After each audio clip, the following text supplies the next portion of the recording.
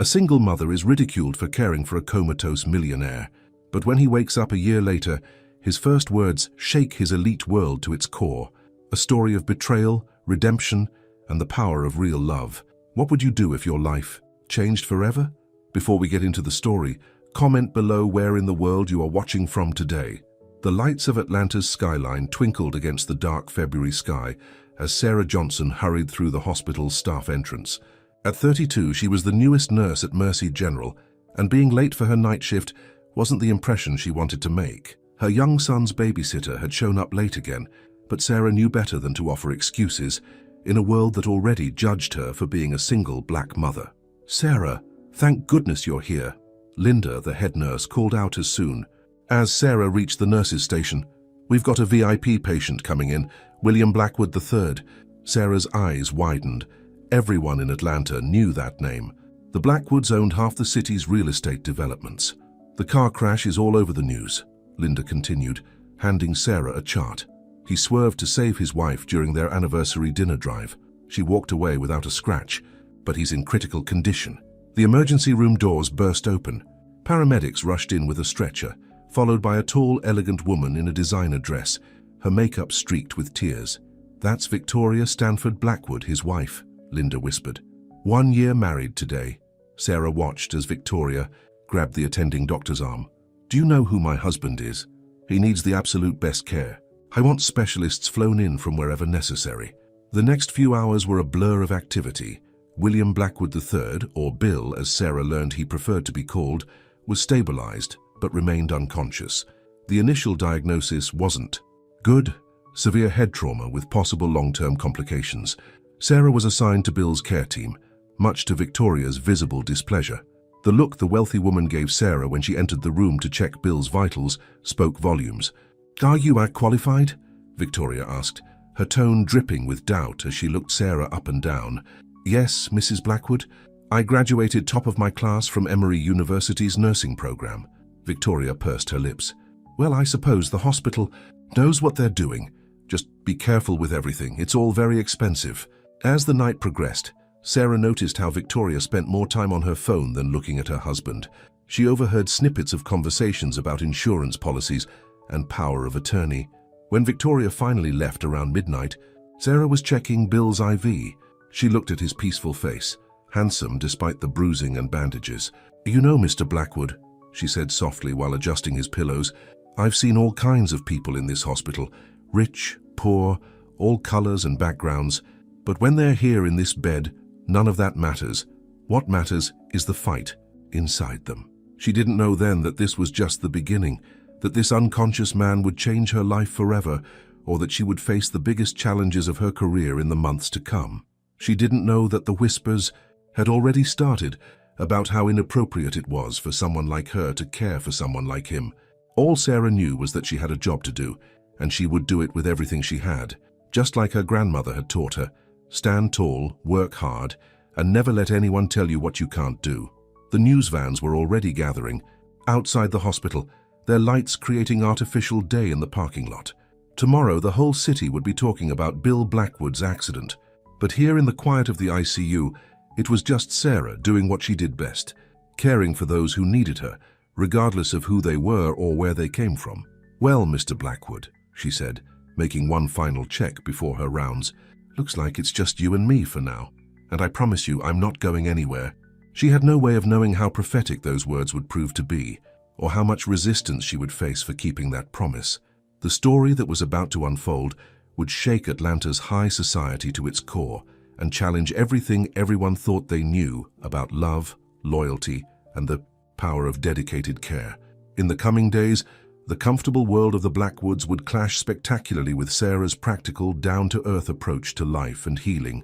But for now, in the quiet of that first night, it was just a nurse, doing her job, unaware that she was about to become the center of a story that would change not just 2 lives, but an entire community's perspective on what really matters when life hangs in the balance. Word spread quickly through Atlanta's elite social circles about Bill Blackwood's condition. By the end of the first week, the hospital's private wing had become a parade of designer suits and expensive perfumes. Sarah noticed how these visitors barely looked at Bill, instead focusing on Victoria, and her dramatic shows of grief. "It's just terrible," Victoria sobbed to a group of society ladies one afternoon, dabbing at her eyes with a monogrammed handkerchief. And to make matters worse, the hospital assigned, well, she glanced at Sarah, who was checking Bill's vital signs. "Let's just say I'm not sure about the quality of care." Sarah pretended not to hear, but her hands tightened slightly on the blood pressure cuff. She thought about her son Marcus, and just 6 years old, and how she was working double shifts to give him a better life. These people had no idea what real struggle looked like. James Davidson, the Blackwood family lawyer, became a regular presence. Sarah didn't like the way he huddled with Victoria in corners, speaking in hushed tones that stopped whenever anyone came near. "Mrs. Blackwood," Sarah overheard him say one day, "we need to act quickly while he's still unconscious. The power of attorney paperwork." Victoria cut him off with a sharp look when she noticed Sarah in the doorway, but Sarah's concerns grew when she saw the parade of papers Victoria was signing. Through snippets of conversation, she learned that Victoria was taking control of Bill's companies, claiming it was for his own good. One quiet night shift, Sarah was surprised by a visit from Rose, Bill's elderly housekeeper of 30 years.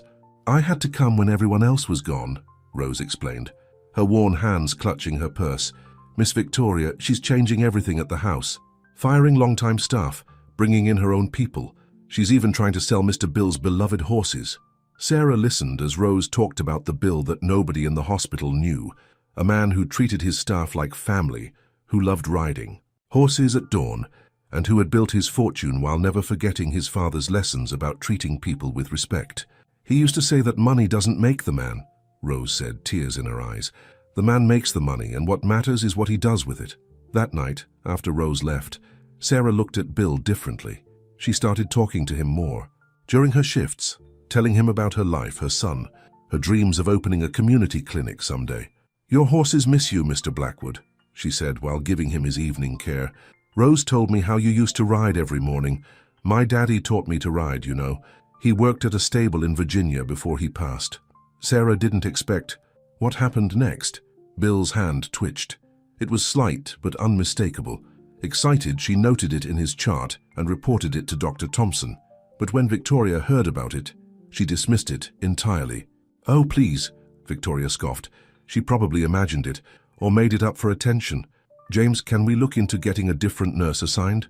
Someone more suitable?" The hospital administrator, Dr. Roberts, called Sarah into his office the next day.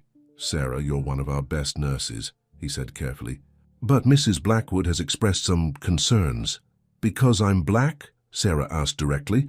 Dr. Roberts shifted uncomfortably. "She feels someone with more experience with high-profile patients would be more appropriate." "With all due respect, Dr. Roberts, I know what I saw," Mr. Blackwood responded, "and I won't abandon my patient because his wife has prejudices." To her surprise, Dr. Roberts smiled slightly. "That's exactly what I hoped you'd say. Keep doing your job, Sarah. Some of us still believe that's what matters most." But Victoria's attempts to remove Sarah were just the beginning. Strange accidents started happening during Sarah's shifts. Equipment mysteriously unplugged, charts gone missing, schedules suddenly changed. The breaking point came when Sarah arrived one night to find Victoria with a new private nurse, a young blonde woman named Ashley. "Oh, didn't anyone tell you?" Victoria said with false sweetness. "We won't be needing your services anymore." But before Sarah could respond, Bill's monitors started beeping erratically. His blood pressure was dropping dangerously low. Without hesitation, Sarah pushed past Ashley and began emergency procedures she knew by heart. Within minutes, she had stabilized him. Ashley stood frozen, clearly overwhelmed. Victoria's face was a mask of fury. Dr. Thompson, who had witnessed everything, spoke firmly. "Mrs. Blackwood, Sarah stays. Your husband's life is more important than any personal preferences you might have." That night marked a turning point. The other hospital staff, who had watched everything unfold, began openly supporting Sarah. They'd seen her dedication, her skill, and her unwavering commitment to her patient. But Sarah knew Victoria wasn't done. The woman's cold eyes promised revenge, and the whispered phone calls with James Davidson continued. Something bigger was brewing, and Sarah had a feeling she was about to find herself in the middle of a storm that would shake Atlanta's high society to its core. Looking at Bill's peaceful face, Sarah made a silent promise. "Don't worry, Mr. Blackwood. No matter what your wife throws at me, I'll be here. Something tells me you're going to need all the real friends you can get when you wake up." She didn't. Know then how right she was, or how soon she would be tested. The real battle was just beginning and the stakes were higher than she could imagine. 3 weeks after Bill's accident, Sarah arrived at work to find the hospital buzzing with gossip. Victoria Blackwood had been spotted at the city's most exclusive restaurant, dining intimately with Michael Preston, Bill's biggest business rival. "Just providing comfort to an old family friend," Victoria told the Society magazines, but Sarah had seen the way they held hands under the table when Michael visited the hospital, thinking no one was watching. That same week, Marcus, Sarah's son, came down with the flu. With no one else to watch him, she had to bring him to work one night. "Now, honey, you stay quiet in the break room with your coloring books," Sarah told him. "Mama's got to check on her patient." But during her rounds, she found Marcus sitting by Bill's bedside, telling the unconscious man all about his day at school. "And then Jimmy said I couldn't play basketball because my shoes were old, but I scored more points than anybody," Marcus was saying proudly. Sarah started to scold him, but then she noticed something extraordinary. Bill's brain activity monitors showed increased response during Marcus's story. "Mr. Blackwood seems to like your company, baby," Sarah said softly. After that, she occasionally let Marcus visit during her quiet night shifts, noticing how Bill's vital signs always improved when the boy was chattering away. One night, Victoria arrived unexpectedly during Marcus's visit, her face twisted with disgust. "This is completely unprofessional," she snapped. "A hospital room isn't a daycare center. James will hear about this." But Dr. Thompson reviewed the brain activity logs and was amazed. "Whatever your son is doing, Sarah, it's helping. Bill's responses are stronger than we've seen since the accident." The next day, James Davidson called an emergency board meeting at Blackwood Enterprises. Sarah only knew about it because Rose called her in tears. "They're trying to declare him permanently incapacitated," Rose explained. "Victoria would get control of everything. They're painting a picture that he was unstable even before the accident, saying he made questionable decisions." Sarah thought about the papers she'd seen scattered in Bill's room, documents about a community development project he'd planned, building affordable housing in struggling neighborhoods. Victoria had called it throwing money away on lost causes. That night, while checking Bill's vitals, Sarah found herself talking more than usual. "Your wife's planning something, Mr. Blackwood, but I've seen your heart through your work, through the way people like Rose talk about you. You're not the man they're trying to paint you as." To her shock, Bill's hand moved, his fingers wrapping weakly around hers. This time she had her phone ready and recorded it. But when she tried to show Dr. Roberts, she found her phone had been stolen from her locker. Victoria smiled smugly when Sarah confronted her. "Be careful making accusations, Nurse Johnson," Victoria warned. "It would be a shame if the medical board heard about you bringing your child to work, or about certain medications going missing during your shifts." Sarah felt her blood run cold. "You wouldn't dare try me, a black single mother with a record of stealing drugs. Who would they believe, you or me?" But Victoria had underestimated Sarah. The next day, Sarah brought in a small tape recorder, hiding it under Bill's pillow during Victoria's visits. What she captured was shocking. Victoria and Michael Preston planning to sell off Bill's companies piece by piece once they gained control. "The old fool actually believed in helping people," Victoria laughed, "as if that's how you stay rich. Once he's declared incompetent, we can do things our way." Sarah took the recording to Dr. Thompson and the hospital's legal team. They were appalled, but warned her to be careful. "People like Victoria Blackwood have a lot of power in this town," the hospital lawyer cautioned. But Sarah wouldn't back down. She thought about her father, who'd taught her to always stand up for what was right. She thought about Marcus, watching her example. And she thought about Bill lying helpless while people plotted to destroy everything he'd built. The next morning, Sarah arrived to find 2 police officers in Bill's room. Victoria stood there, tears streaming down her face. "That's her," Victoria sobbed, "the woman who's been stealing my husband's medication and endangering his life." Sarah felt the cold click of handcuffs around her wrists. As they led her away, she looked back at Bill. She could have sworn she saw his eyelids flutter. "Stay strong, Mr. Blackwood," she whispered. "The truth always comes out in the end." What Sarah didn't know was that her arrest would set off a chain of events that would shake Atlanta society to its foundations. Sometimes, she would later reflect, you have to hit rock bottom before justice can rise to the surface. In her small jail cell that night, Sarah held on to one thought. She had seen Bill's hand move, seen his responses to Marcus's stories. He was still in there, fighting to wake up. And as long as there was a fight to be fought, Sarah Johnson wasn't giving up. The next morning would bring unexpected allies, hidden evidence, and the first signs that Bill Blackwood was finally ready to wake up and face the truth about the woman he had married, and the woman who had never given up on him. Sarah spent a terrifying night in jail, thinking about Marcus staying with her neighbor and worrying about Bill's care. But help came from an unexpected source. Early the next morning, Rose appeared with Benjamin Harris, one of Atlanta's top defense attorneys. Bill kept security cameras in his home office, Rose explained. I've worked there for 30 years. I know where everything is, including the safe where he keeps evidence of all his business dealings. The lawyer smiled. And Mrs. Johnson, you'll be interested to know that those cameras picked up some very interesting conversations between Mrs. Blackwood and Mr. Preston about planting evidence against you. Within hours, Sarah was released.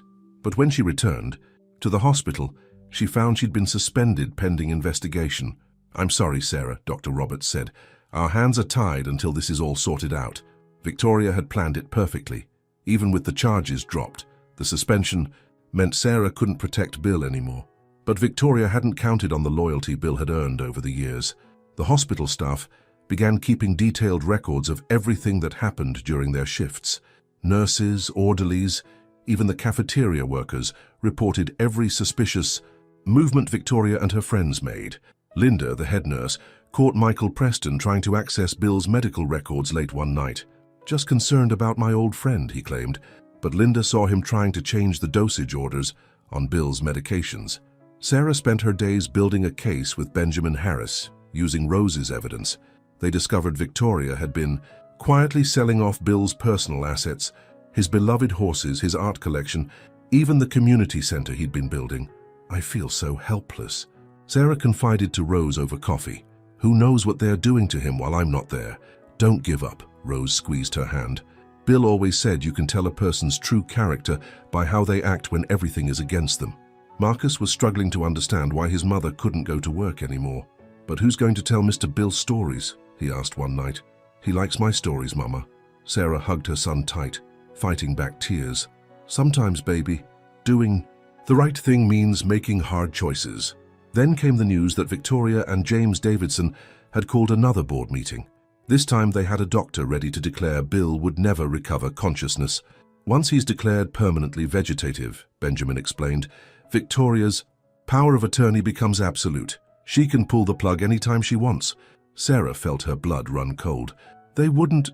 Insurance policies pay out differently for death than long-term care, Benjamin said grimly. And with him gone, there'd be no one to challenge any of their actions. That night, Sarah couldn't sleep. She kept thinking about Bill lying helpless in that hospital bed, about all the people depending on him, about Marcus asking every day when they could visit Mr. Bill again. At dawn, she made a decision. She called Benjamin. I want to file for an emergency medical guardianship, she said. As his former nurse, I can testify that he's showing signs of consciousness. We can demand new medical evaluations. They'll come after you with everything they have, Benjamin warned. Victoria's already spreading rumors about you being obsessed with Bill, calling you a gold digger. I don't care, Sarah said firmly. This isn't about me. It's about doing what's right. The media exploded with the story. Nurse claims rights to billionaire patient, screamed the headlines. Victoria played the grieving wife perfectly for the cameras, painting Sarah as an opportunist trying to steal her husband. But then something unexpected happened. Bill's employees started coming forward. Hundreds of them shared stories about his kindness, his integrity, his plans to use his wealth to help communities in need. They held rallies outside the hospital, demanding Sarah be reinstated. Even some of Atlanta's elite began questioning Victoria's actions. Longtime family friends remembered how quickly she'd pushed for control of everything, how she'd changed after the marriage. The pressure grew until the hospital had no choice but to agree to new neurological evaluations. Sarah was allowed to return to work under supervision. The first night back, she found Bill's room filled with fresh flowers and cards from his employees. Sitting beside his bed, checking his vitals just like before, she felt tears in her eyes. You've got a whole army fighting for you now, Mr. Blackwood, she said softly. All these people believe in you, so you've got to keep fighting too. And then it happened. Bill's eyes fluttered open for a brief moment. His monitors showed clear, conscious brain activity. Sarah hit the call button, and within minutes the room was filled with doctors. But before they arrived, Bill's lips moved slightly, forming a single word: Sarah. Victoria arrived an hour later to find the hospital in an uproar. Her husband was waking up, and the first word he'd spoken wasn't her name, but the name of the black nurse she'd tried to destroy. The look on Victoria's face made one thing clear: the real battle was just beginning. But this time, Sarah wasn't fighting alone, and somewhere deep inside, Bill Blackwood was finally fighting back too. The news of Bill's first word spread through the hospital like wildfire. Victoria tried to control the narrative, telling reporters that Sarah had imagined it, that any sounds were just random muscle movements. But the medical equipment had recorded everything. Bill Blackwood was definitely waking up. "This changes nothing," Victoria snapped at James Davidson in the hospital corridor. "We need to move faster. Once the business transfers are complete—" "Mrs. Blackwood," Dr. Thompson interrupted, walking up with Sarah and several specialists. "Your husband is showing strong signs of emerging consciousness. We need to discuss his care plan." Victoria's perfectly made-up face tightened. "I'm his wife. I'll make all the decisions about his care." "Actually," Benjamin Harris stepped forward, "papers in hand.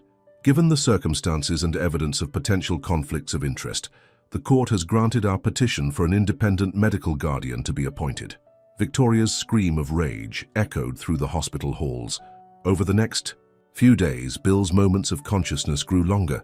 Sarah was there for each one, helping him focus his eyes, squeeze her hand, respond to simple questions. His brain was working to rebuild connections, healing slowly but surely.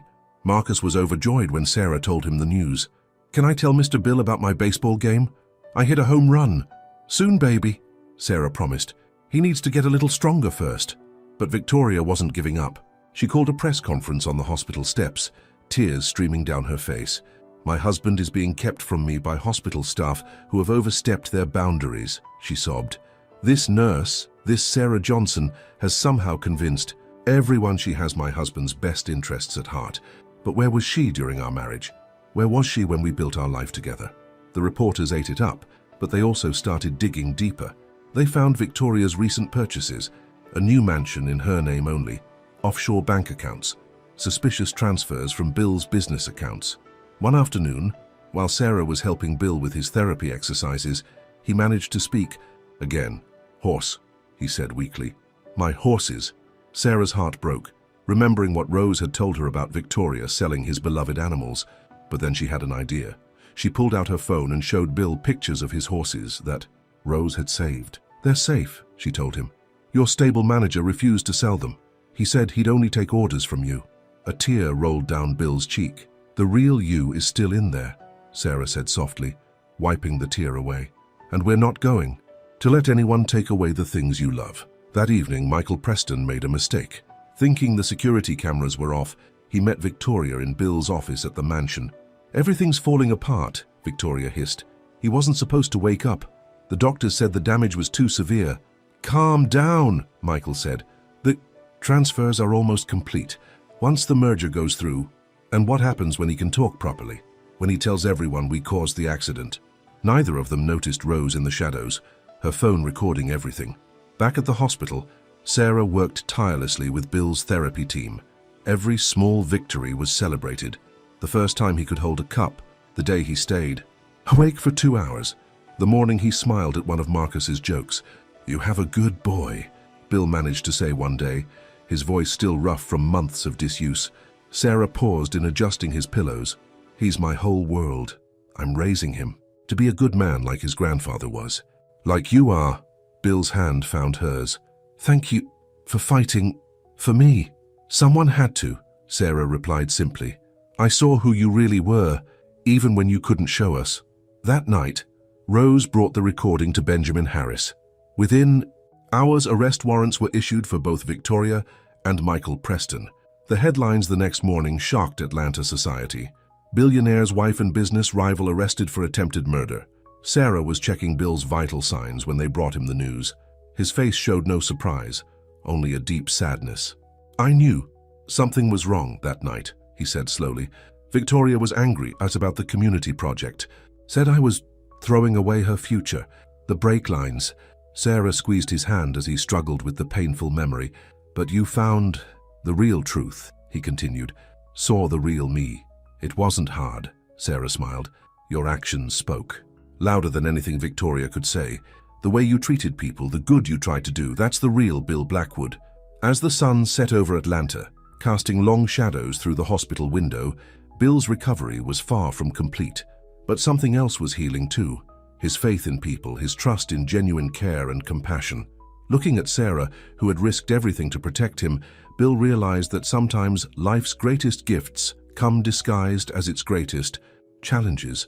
And sometimes true love isn't about fancy dinners and society parties. It's about someone seeing your real worth when you're at your weakest moment. The arrest of Victoria Blackwood and Michael Preston rocked Atlanta's high society.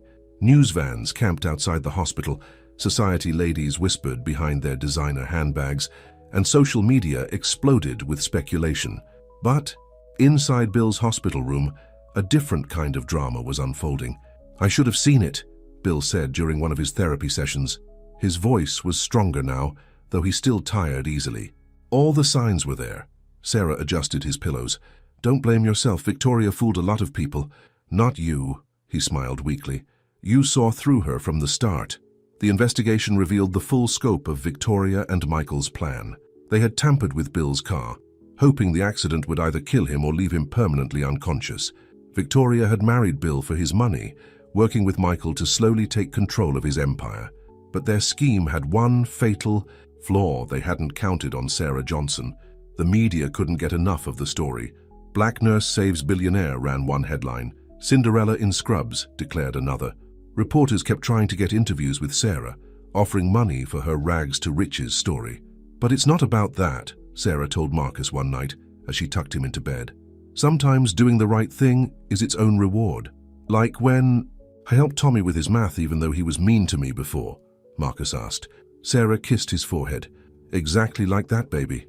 At the hospital, Bill's recovery continued.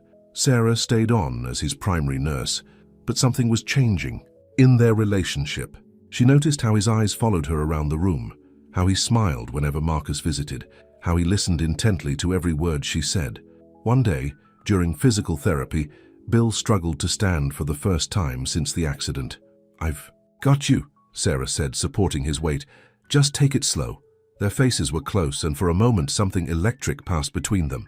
Bill's hand tightened on her arm. Sarah, he said softly, I don't know what I would have done without you. Before she could respond, James Davidson burst into the room with a team of lawyers. Bill, we need to talk about the company, James said urgently. With Victoria's arrest, there's chaos in the boardroom. The shareholders are panicking. Bill's face hardened. Sarah, would you give us a minute? But as she turned to leave, Bill caught her hand. Actually, no. Stay. I want you to hear this. What followed was a revelation that stunned everyone in the room. Bill had been working on a secret project before his accident, a complete restructuring of his company to focus on community development and affordable housing. Victoria fought me on it, Bill explained, said it would ruin our lifestyle. But seeing how Sarah lives, how hard she works to give Marcus a better life, it just proves what I've always believed. Success means nothing if you're not using it to help others. James looked horrified. But the shareholder can either get on board or sell their shares, Bill said firmly. I've been given a second chance at life. I'm not going to waste it on just making more money. That evening, after his lawyers left, Bill asked Sarah to stay a little longer after her shift. There's something I need to say, he began, his voice serious. These past months, you've seen me at my absolute worst. You fought for me when everyone else was ready to write me off. You risked everything, your job, your reputation. I was just doing what was right, Sarah interrupted. No, Bill smiled. You did so much more than that. You showed me what real caring looks like. You and Marcus, you gave me something to fight for. Sarah felt her heart skip a beat. Mr. Blackwood, please, he said softly, call me Bill. But before either of them could say more, a commotion erupted in the hallway. Victoria's mother, Elizabeth Stanford, had arrived with her own team of lawyers. This is a mistake, she announced dramatically. My daughter is innocent. She would never hurt her beloved husband. Bill's face darkened. Sarah, would you please call security? And then Benjamin Harris, I think it's time we showed everyone the rest of the evidence Rose gathered. As Sarah made the calls, she couldn't help but notice how different Bill was. Now stronger, more determined, yet somehow gentler too. The man emerging from this ordeal wasn't the same billionaire who had crashed his car that fateful night. He was someone new, someone who had learned the hard way what really matters in life. But the biggest challenges still lay ahead. Victoria's trial would captivate the city. Old money families would resist Bill's new business direction, and Sarah would face scrutiny like she'd never known before. The question wasn't just whether their growing feelings for each other could survive. It was whether Atlanta's elite society was ready to accept a relationship that crossed every boundary they held dear. As the sun set over the city skyline, Sarah watched Bill dozing peacefully in his hospital bed. Whatever came next, one thing was certain. Life would never be the same for either of them again. Victoria Blackwood's trial became the biggest spectacle Atlanta had seen in years. The courthouse steps were crowded with reporters every day, and the city's elite packed the gallery, hanging on every word of testimony. Sarah had to take time off work to testify. The night before her court appearance, she was nervous wreck. "What if I say something wrong?" she asked Bill during her visit to his room. He was sitting up now, getting stronger every day. "Victoria's lawyer is going to try to make me look bad." "Just tell the truth," Bill said, taking her hand. "That's all you've ever done." But Victoria's defense team was brutal. They painted Sarah as a calculating gold digger who had manipulated her way into Bill's life. They brought up her financial struggles, her single motherhood, even her father's work as a stable hand. "Isn't it true," Victoria's lawyer sneered, "that you saw Mr. Blackwood as your ticket out of poverty?" Sarah held her head high. "No, sir, I saw him as a patient who needed help when everyone else had given up on him." "A patient?" The lawyer raised an eyebrow. "Is that why you brought your son to visit him, why you spent hours talking to him, reading to him? Were those normal nursing duties?" "They were human duties," Sarah replied firmly. "Mr. Blackwood wasn't just a rich man in a bed. He was a person who needed connection, who needed someone to fight for him while he couldn't fight for himself." From his wheelchair in the gallery, Bill watched Sarah with pride. She was everything Victoria wasn't. Genuine, compassionate, strong without being hard. But the trial took its toll.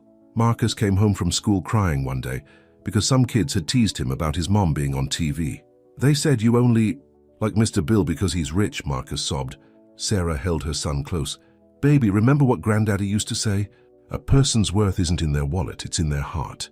I care about Mr. Bill because he's a good man who needed help, just like I taught you to help others when they need it." The prosecution's case was strong. Rose's recordings, the financial records, and the evidence of tampering with Bill's car painted a clear picture of Victoria and Michael's scheme. But the defense had one last card to play. They called Dr. Roberts to the stand and questioned him about Bill's mental state. "Isn't it possible," Victoria's lawyer suggested, "that Mr. Blackwood's apparent feelings for Nurse Johnson are just a result of his brain injury, a kind of confusion or transference?" The courtroom buzzed with whispers. Sarah felt her heart sink. She'd been so careful not to take advantage of Bill's vulnerability, to keep things professional despite their growing closeness. But then Bill did something that shocked everyone. Despite his doctor's advice, he insisted on taking the stand. "Mr. Blackwood," the prosecutor began, "please tell the court about your relationship with the defendant, Victoria Stanford Blackwood." Bill's voice was clear and strong. "I thought I loved her, but what I felt for Victoria was nothing like real love. Real love isn't about society parties and public appearances. It's about someone seeing your true self and standing by you when everyone else walks away." Victoria's face turned ugly. "You ungrateful fool," she screamed, jumping up.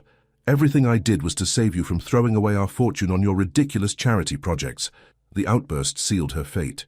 The jury took only 3 hours to find both Victoria and Michael guilty on all counts. Outside the courthouse, reporters swarmed Sarah. "How does it feel to be vindicated? Are you and Mr. Blackwood romantically involved? What do you say to people who call this a modern Cinderella story?" But Sarah just smiled. "This isn't a fairy tale. It's about doing what's right, even when it's hard. Now, if you'll excuse me, I need to pick up my son from school." That evening, she brought Marcus to visit Bill in his private rehabilitation facility. The boy ran to Bill's wheelchair with a paper in his hand. "Look, I got an A on my math test." Bill's face lit up. "That's fantastic, buddy." Those extra practice problems we did really paid off, huh? Sarah watched them together, her heart full.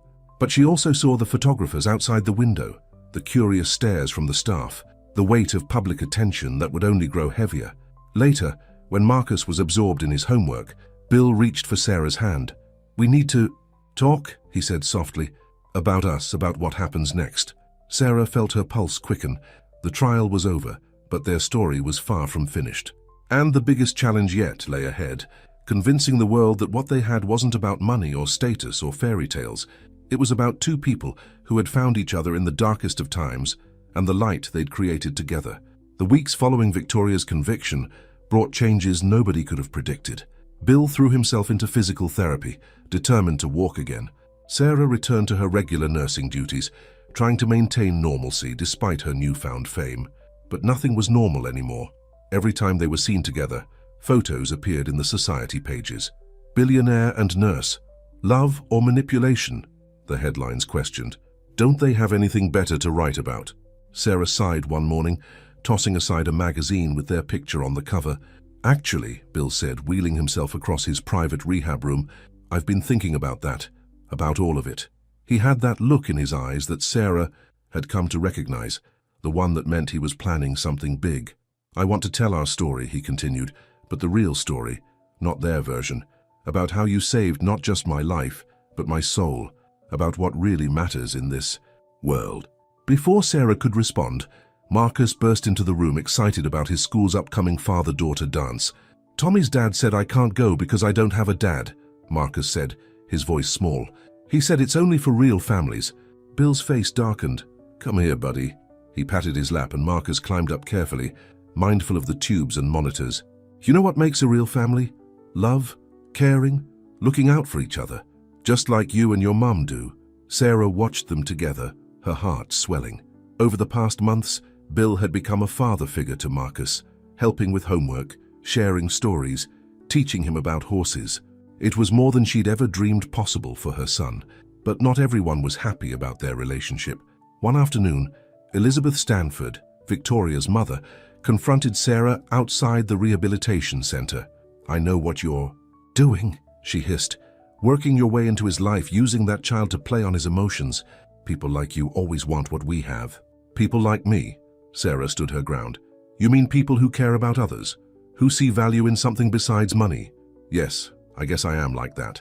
The confrontation made the news, of course, but this time, something unexpected happened. Letters and emails started pouring in from people around the country, mixed-race couples, single parents, people who had found love across social boundaries. "Your story gives us hope," they wrote. Bill was making progress in his recovery. The day he took his first steps without support, Sarah was there, tears in her eyes. "I couldn't have done it without you," he said, pulling her close. "You did the hard work," she insisted. "I just believed in you." "That's exactly what I mean." His voice was soft. "You believed in me when I couldn't believe in myself."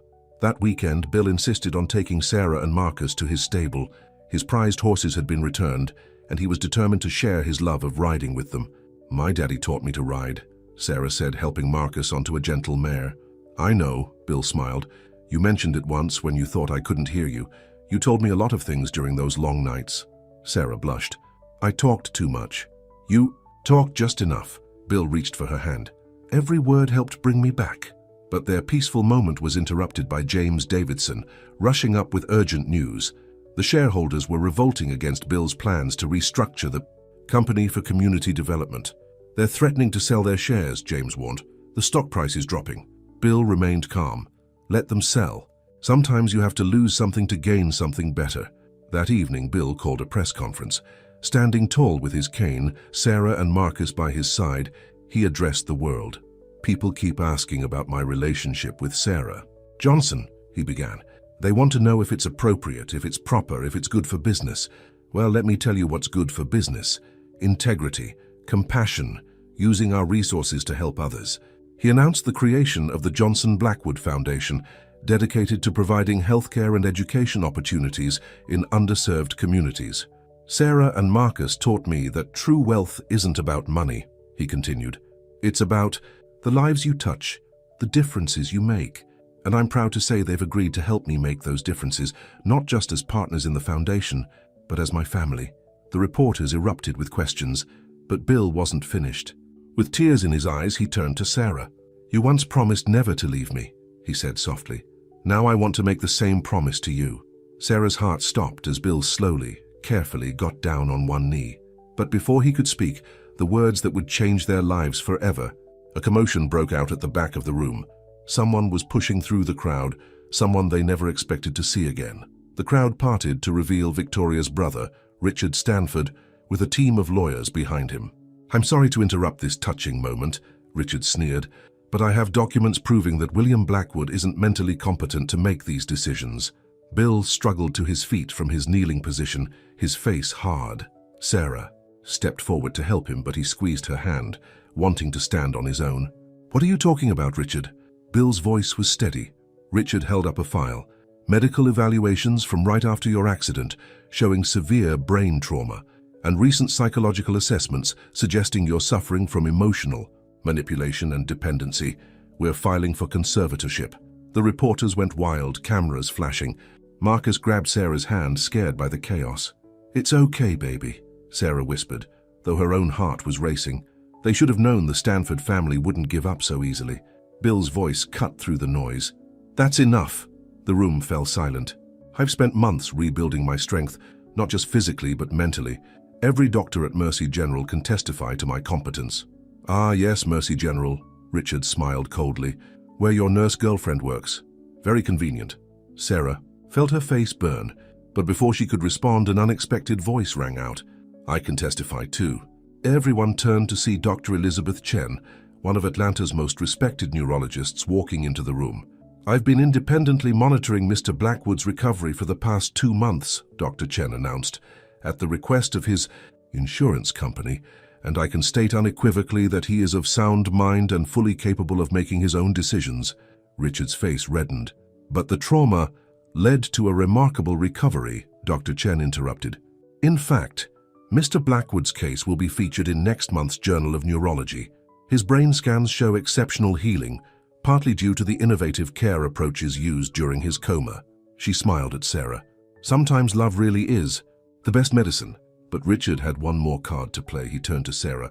"What about your past, Ms. Johnson? The real reason you left your last nursing job in Virginia?" Sarah felt her blood run cold. "How did he know about that?" Bill moved closer to her. "Whatever it is, Sarah, we'll face it together." Sarah took a deep breath. 6 years ago, I was fired for insubordination. I refused to falsify medical records when a wealthy patient's family wanted to hide his alcoholism. They blackballed me from every hospital in the area. That's why I moved to Atlanta, to give Marcus a fresh start." She turned to the reporters.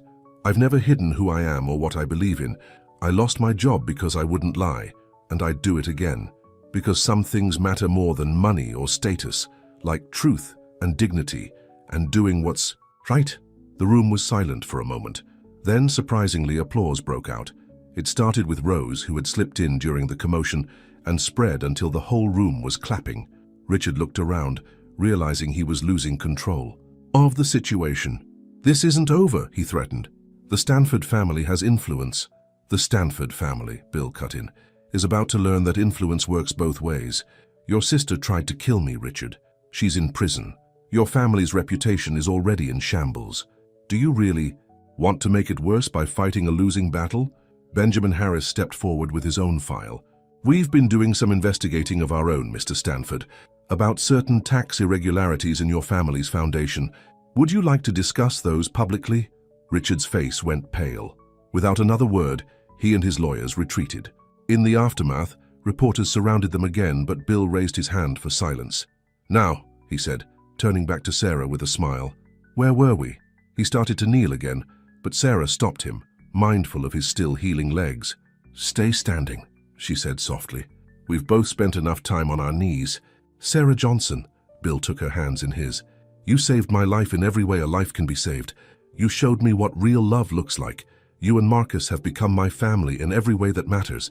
Will you—" "Yes," Sarah interrupted, tears streaming down her face. "Yes to everything." Marcus tugged on Bill's jacket. "Does this mean I can call you Dad?" Bill lifted Marcus up with strength he didn't know he had. "I would be honored, son." As they embraced, the cameras flashed again, but this time Sarah didn't mind. Let the world see what real love looks like. Let them see that family isn't about blood or status, but about hearts that choose each other. But even as they celebrated, Sarah couldn't shake the feeling that they hadn't heard the last from the Stanford family. Victoria might be in prison, and Richard might be temporarily defeated, but people like that didn't give up easily. Their happiness had been hard-won, and Sarah knew they would have to fight to keep it. But looking at Bill and Marcus together, she knew that whatever came next, they would face it as a family.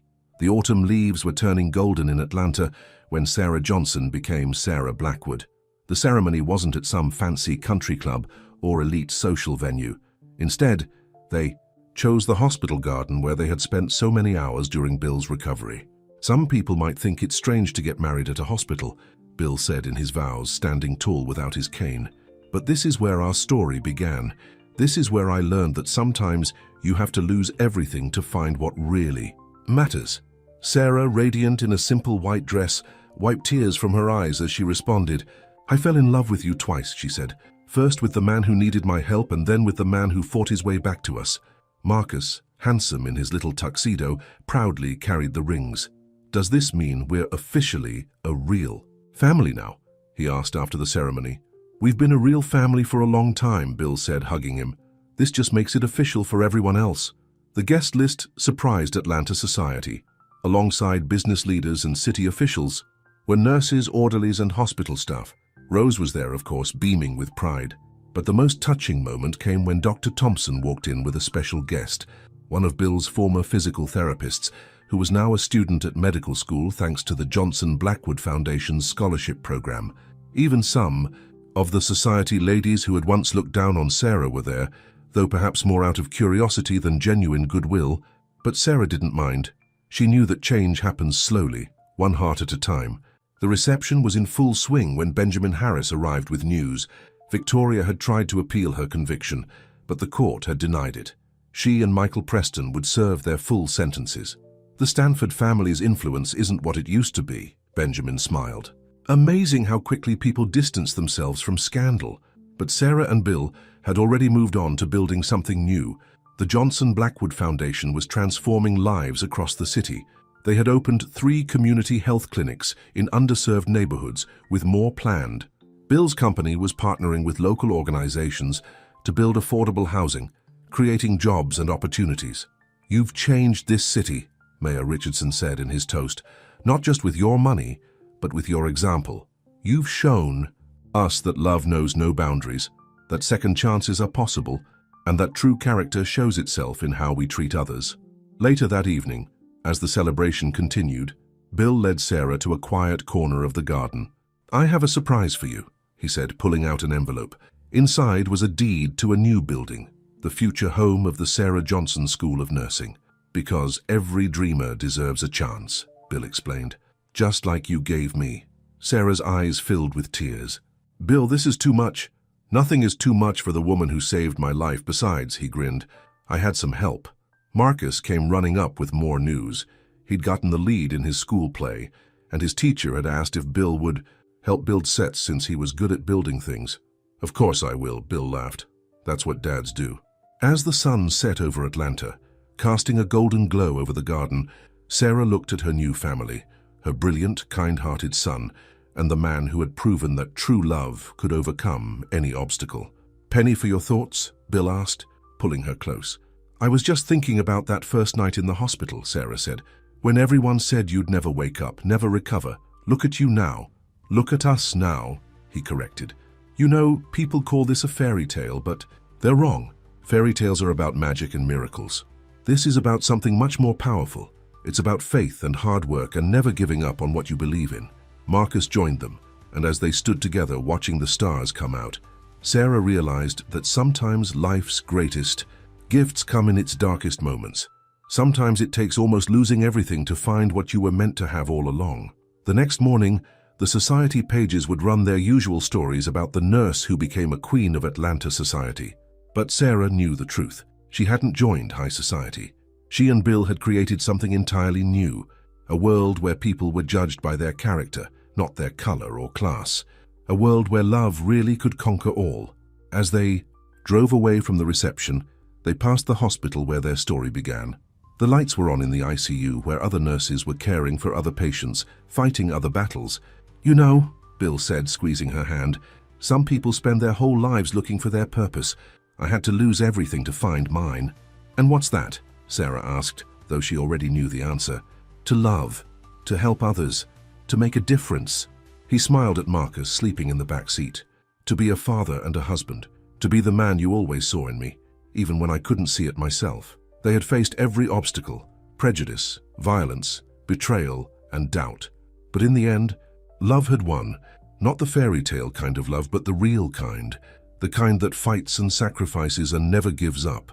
And as they drove toward their future together, Sarah knew that while their story might seem like a fantasy to some, it was actually about the most real thing in the world: the power of the human heart to overcome any obstacle, to bridge any divide, and to find light in even the darkest places.